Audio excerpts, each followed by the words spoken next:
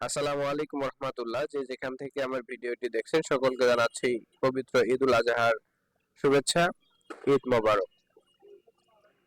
তো এমডি আমিন প্রোফাইলের সকল দর্শক এবং আমি এক্সপ্রেস বিডি ইউটিউব চ্যানেলের সকল দর্শককে আমি জানাই আমার মনের অন্তরস্থল থেকে অভিনন্দন।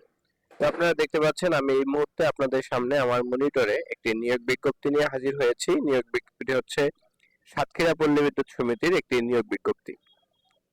তো এই নিয়োগ বিজ্ঞপ্তিটিতে আপনারা যেভাবে আবেদন করবেন এবং সকল বিস্তারিত আলোচনা আমি করে থাকবো। আপনারা আশা করি সকলেই আমার সাথে আলোচনাটি শুনবেন।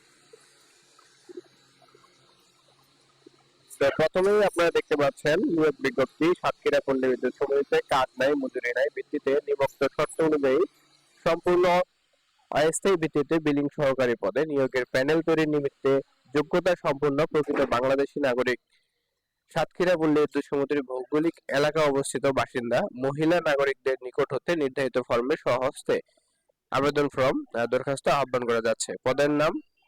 পদের নামের পাশে শূন্য পদের সংখ্যা, প্রার্থীর বয়সসীমা, প্রয়োজনীয় শিক্ষাগত যোগ্যতা ও অভিজ্ঞতা উল্লেখ করা হলো। তো আমরা যদি এখানে প্রথমেই দেখি যে বিলিং সহকারী কাজ নেই, মজুরি নেই, মহিলাদের জন্য সংরক্ষিত, পদ সংখ্যা হচ্ছে 8টি এবং এটা বয়সসীমা হচ্ছে 30শে জুন 2024 ইং তারিখে আপনার 30 বছর পর্যন্ত বয়স হতে হবে, 18 থেকে 30 এর মধ্যে। এবং মুক্তিযোদ্ধায় কোঠা যারা রয়েছে তাদের বয়সের ক্ষেত্রে 32 বছর পর্যন্ত থাকবে।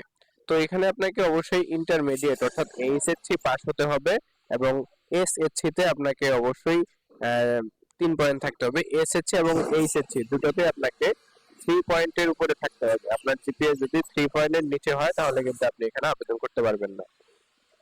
এবং কম্পিউটার অভিজ্ঞতা অবশ্যই থাকতে হবে। তারপরে দাপ্তরিক যন্ত্রপাতির যে অভিজ্ঞতা সেগুলো থাকতে হবে। আপনি কম্পিউটারে যে কাজকর্ম মানে কার্যক্রম সেগুলো আপনাকে অবশ্যই জানতে হবে এবং আপনাকে বাংলা এবং ইংরেজিতে সুন্দর হাতের লেখা থাকতে হবে। সেই সাথে কম্পিউটারে ইংরেজিতে প্রতি মিনিটে ন্যূনতম 10টা এবং বাংলায় 10টা এবং ইংরেজিতে 30টা টাইপিং করতে সক্ষম হতে হবে।